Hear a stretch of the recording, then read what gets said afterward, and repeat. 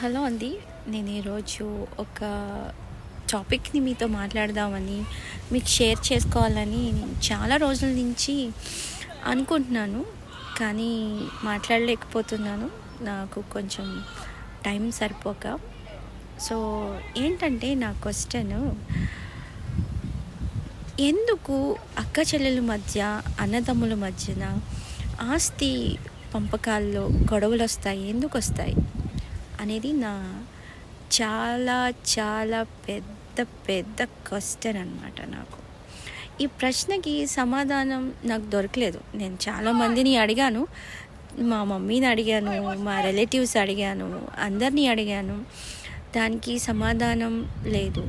నేను అలా చూశాను, మా అమ్మని, మా అమ్మ నాన్ని ఇలా చూశాను, అలా చూశానని చెప్తానే ఉన్నారు. కానీ ఎందుకు ఒకే ఇంట్లో ఉంటూ ఒకే అమ్మ కడుపులో నుంచి వచ్చిన పేగు బంధాన్ని ఎందుకు ఆస్తులు కేవలం ఆస్తుల కోసం వదిలేసుకుంటారు? ఆ బంధాన్ని పెంచుకోరు. చిన్నప్పటి నుంచి ఒకే ఇంట్లో పెరిగి, ఒకే కంచంలో తిని, ఒకే మంచంలో పడుకొని, ఒకే స్కూల్లో చదువుకొని, అన్న చదివిన స్కూల్లోనే చదువుకునేవాళ్ళు, అక్క చదివిన స్కూల్లోనే చదివేవాళ్ళు.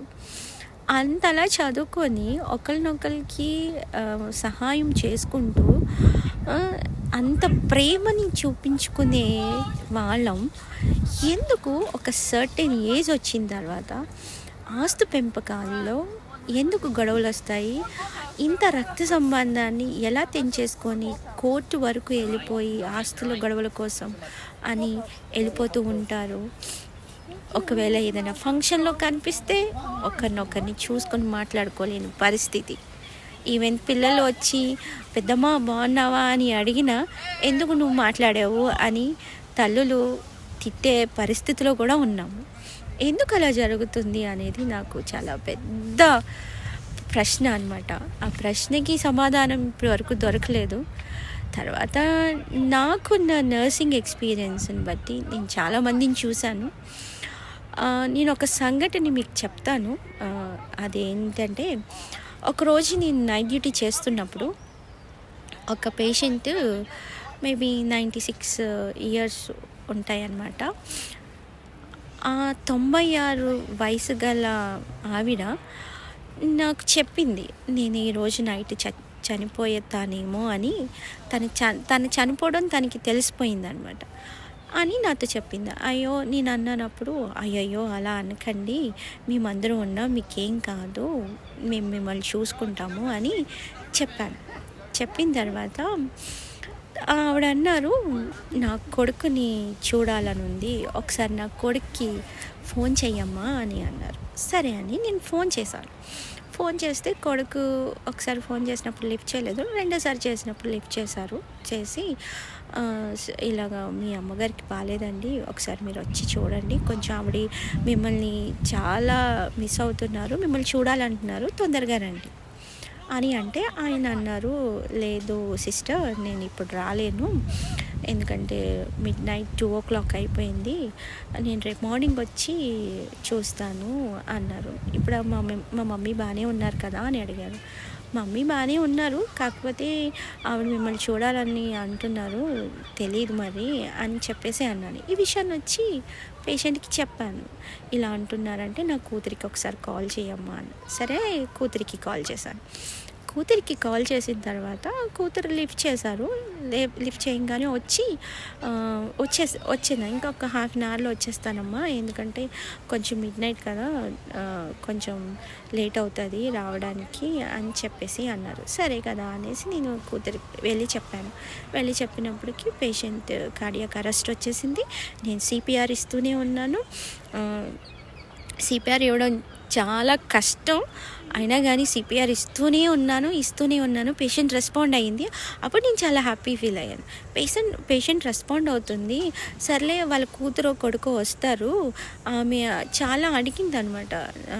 చివరాఖరి దశలో అన్న అనుకున్న వాళ్ళని చూడలేకపోతే ఎలా ఉంటుంది ఆ తల్లి మనసు అనేది నేను ఆ రోజున కళ్ళారా చూసినప్పటి నుంచి నాకు చాలా అంటే చాలా బాధ అనిపించింది అనమాట. సో నేను ఆ పేషెంట్‌ని చూసుకుంటా ఉన్నాను. ఇంతలోపల వాళ్ళ కూతురు వచ్చింది.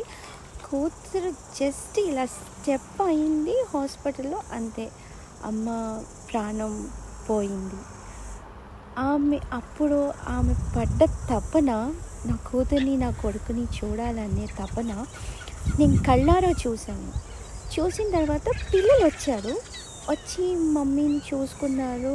తర్వాత ఎలాగా ఫ్యూనరల్ చేయాలి ఏంటి అని మాట్లాడుకున్నారు. మాట్లాడుకున్న క్షణంలోనే ఆస్తుల గురించి మాట్లాడుకున్నారు. ప్రాపర్టీస్ ఎక్కడున్నాయి, నువ్వేం తీసుకుంటావు, నేనేం తీసుకోను అని మాట్లాడుకుంటూ ఉన్నారు. అన్న కూడా వచ్చారు. ఫోన్ చేసి చెప్తే ఇలా మమ్మీ చనిపోయారు, నువ్వు రావాలి అని చెప్తే ఆయన వచ్చారు. వచ్చిన తర్వాత అమ్మ శవం అక్కడే ఉండింది. అయినా కానీ ఆస్తుల గురించి మాట్లాడుకుంటున్నారు. అప్పుడు నాకు చాలా బాధ అనిపించింది. ఎందుకంటే నేను బీయింగ్ ఏ నర్స్గా పేషెంట్ని సేవ్ చేయాలని చూశాను. బట్ ఆ రోజు ఎంత సిపిఆర్ ఇచ్చినా రెస్పాండ్ అయ్యారు. రెస్పాండ్ అయ్యి ఒక 15 మినిట్స్ వరకు ఉన్నారు. తర్వాత నుంచి ఆవిడ లేరు అనమాట. అప్పుడు నాకు చాలా అంటే చాలా బాధ అనిపించింది. ఎన్ని ఆస్తులున్నా కానీ చివరి దశలో నా అన్న వాళ్ళని చూసుకోలేక, నా అన్న వాళ్ళు దగ్గర లేక ప్రాణం పోయినప్పుడు ఆ బాధ ఉంటుంది చూసారో, నరకం ఎక్కడో ఉండదండి, ఇక్కడే ఉంటుంది. కొన్ని విషయాల్లోనే మనకి తెలిసిపోతుంది. చాలా అంటే చాలా బాధ అనిపించింది. ఒక్కొక్కసారి ఆలోచిస్తూ ఉంటే నిజంగా నాకు కళ్ళంట నీళ్ళు వస్తూ ఉంటాయి. ఎందుకు మనుషులు ఇలా ఉంటారు అనేది నాకు చాలా అంటే చాలా. ఈవెన్ మన ఇంట్లో కూడా అలాగే ఉంటాయి. ఈ ఆస్తు గొడవలు అనేవి ఇప్పటి నుంచి లేదండి, మన పురాణ కాలం నుంచి, తరతరాల నుంచి వస్తున్నదే ఆస్తుల గొడవలు. కాకపోతే కొన్ని రూపాంతరం సమస్య ఒకటే, కానీ అది రూపాంతరం చెందుకుంటూ వస్తూ ఉంటుందన్నమాట. మన ఇంట్లో కూడా చూస్తూ ఉంటాం కదా. చూసినప్పుడు చాలా అంటే చాలా అన్నదమ్ముల మధ్య, అక్క చెల్లెళ్ళ మధ్య ఈ ఆస్తు గొడవలు వచ్చేసి ఒకరినొకరిని చూసుకోక, వాడు అటు వస్తుంటే వీళ్ళు ఇలా వెళ్ళిపోవడం, వాడు ఫంక్షన్కి వస్తే నేను రాను, అది ఫంక్షన్కి వస్తే నేను రాను అని చెప్పుకొని, మన ఒక అమ్మ కడుపులోంచి వచ్చిన మనం రక్త సంబంధికులు ఇంకా ప్రేమలు ఎక్కువ అవ్వాలి. కానీ ఎందుకు ఇలాగా బగ్గుమనేలాగా మనసులు అంటే మంట బగ్గుమంటే ఎలాగ మంట ఎక్కువైపోతుందో అలాగా పగలు, ద్వేషాలు ఎందుకు ఎక్కువైపోతాయి? ఇప్పుడు తల్లిదండ్రులు కూడా చాలా తప్పు చేస్తారు. ఏంటో తెలుసా? నేను తల్లిదండ్రులు అంటున్నానని అందరూ నన్ను తిట్టుకోవచ్చు.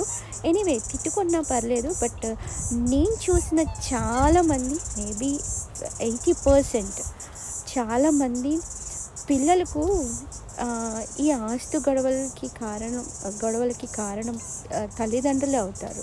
ఎందుకో తెలుసా? సర్టెన్ ఏజ్ వచ్చిన తర్వాత పిల్లలకు వాళ్ళ ఆస్తులు వాళ్ళు ఇచ్చేస్తే, వాళ్ళు రాసి ఇచ్చేసారనుకోండి, ఏ గొడవలు ఉండవు. వాళ్ళు రాయకుండా అలా ఉంచేసుకొని తర్వాత ఎటూ తేల్చుకోలేక, పోనీ పిల్లలు ఏమైనా మంచిగా ఆలోచించి కూర్చొని మాట్లాడుకొని, అరే నేను ఇది తీసుకుంటాను, నువ్వు అది తీసుకో అని మాట్లాడుకుంటారా? అక్క చెల్లెళ్ళు, నేను ఈ బంగారం తీసుకుంటానంటే నువ్వు ఆ బంగారం తీసుకో అని మాట్లాడుకుంటారా? లేదు. నేను చివరి దశలో నేను అమ్మని చూసేసాను, నాన్నని చూసేసాను. అది మన రెస్పాన్సిబిలిటీ కదా, అమ్మ నాన్నని చూడడం. నిన్ను చూశారు కదా చిన్నప్పటి నుంచి. అదంతా ఏమైపోతుంది? ఒక ఆస్తుల కోసం ఇలాగా మాట్లాడుకోవడం, ఇలాగా బంధాన్ని తెంచేసుకోవడం అనేది చాలా అంటే చాలా దరిద్రంగా ఉంటుంది. మనసుకి చాలా హర్టింగ్గా ఉంటుంది. ఎనీవే, ఎన్ని ఆస్తులు ఉన్నా ఏమున్నా కానీ ఎనీవే ఎన్ని ఆస్తులున్నాయి ఎన్ని ఉన్నా కానీ చివరాఖరికి మనం చనిపోయే దశలో నా అన్నవాళ్ళు మన దగ్గర లేకపోతే ఆ నరకం ఉంటుంది చూడండి. ఎక్కడో చనిపోయిన తర్వాత నరకంలోకి వెళ్ళిపోతావురా అని అంటారు. చనిపోయిన తర్వాత వెళ్ళమండి. మనం ఇక్కడనే ఈ భూమి మీద ఉన్నప్పుడే మనకున్న లాస్ట్ స్టేజ్లోనే మనం అవన్నీ చూసేస్తాము. నేను ఈ సంఘటన వల్ల నేను ఇది చాలా నేర్చుకున్నాను అనమాట. సో నేను చాలామందిని అడిగాను, ఎందుకు అలా జరుగుతుంది అంటే, ఎందుకు అలా జరుగుతుంది, తల్లిదండ్రులు చివరి దశలో ఉన్నప్పుడు నేను ఎక్కువ అక్క చెల్లెలు కానీ అన్న తమ్ముళ్ళు కానీ నేను ఎక్కువ చూశాను, నేను అలా చేశాను ఇలా చేశాను. ఎవరు ఏం చేసినా చిన్నప్పుడు కానీ పెంచి పెద్ద చేసి మనకి చదువులనిచ్చి పెళ్ళిళ్ళు చేసి ఏమైనా ప్రాబ్లమ్స్ వస్తే ఆ ప్రాబ్లమ్స్ని సాల్వ్ చేసి ఇవన్నీ చేసిన తల్లిదండ్రులకి మనం ఏం చేయలేమా? అంతేనా? అలాగే ఉంటారా అని నాకు అనిపించింది. నిజంగానే చాలా ఎటెళ్ళిపోతుంది ప్రపంచం అనేది నాకు చాలా చాలా అంటే చాలా బాధ అనిపించింది. సో మీకు నేను అట్ లాస్ట్ ఏం చెప్తున్నానంటే, మన అక్క చెల్లెల సంబంధాన్ని కానీ అన్నతమ్ముళ్ళ సంబంధాన్ని కానీ బంధాలని కానీ పెంచుకోవాలి తప్ప ఒక చిన్న ఆస్తుల కోసం తెంచుకొని మనకున్న బంధాలని తెగతెంపులు చేసుకోవడం అంత మంచిది కాదు అని నేను తెలియపరుస్తున్నాను మీ అందరికీ. ఎనీవే నాకు తెలుసు ఈ వీడియో చూసిన తర్వాత అందరూ అనుకుంటారు, తిట్టుకుంటారు. అయినా ఈ ఆస్తుల గురించి పురాణాల్లో నుంచి వచ్చినవే. ఆ బైబిల్లోనూ ఉంది, రామాయణంలోనూ ఉంది, భాగవతంలోనూ ఉంది. అక్కడి నుంచి స్టార్ట్ అయింది ఇది. కాకపోతే జనరేషన్ మారుతున్న కొద్దీ సమస్యలు మారుతూ అలా వస్తూ ఉన్నాయి. ఇది నేను అంతకు మించి చెప్పాలని ఏమనుకోవట్లేదు. కానీ మన రక్త సంబంధాన్ని మాత్రం బంధాన్ని మాత్రం పెంచుకొని మంచిగా ముందుకెళ్ళిపోతే బాగుంటుంది అని నా ఉద్దేశం, నా చిన్న ఉద్దేశం అంతే. అంతకు మించి చెప్పాల్సినదేమీ లేదు. మేబీ మీలో కూడా ఇలాంటి క్వశ్చన్ వచ్చిందని అనుకుంటున్నాను. ఇప్పుడు ఎనీవే అందరూ అలాగే ఉన్నారు. ఎవరి జీవితం ఒక్కటి మాత్రం నిజం, పుట్టడం నిజం, చనిపోవడం నిజం. ఈ మధ్యలో ఉన్న డ్రామాలు ఉన్నాయి చూసారు, అది మనం చేసుకున్నాయే కానీ జీవితంలో చాలా నటిస్తాము, మోసాలు చేస్తాము, తర్వాత అన్నీ జరుగుతూ ఉంటాయి. అవన్నీ మనకి మనం చేసుకున్నాయి తప్ప. కానీ రెండు నిజాలు. అదేంటంటే పుట్టడం నిజం, చావడం నిజం. ఎలా చనిపోయాం అనేది ఆలోచిస్తే కనుక నిజంగా నేను చూసిన ఆ సంఘటన వల్ల నాకు అనిపించింది, ఎన్ని ఆస్తులుంటే ఏంటి, చివరి దశలో నా అన్నవాళ్ళు మనకుంటే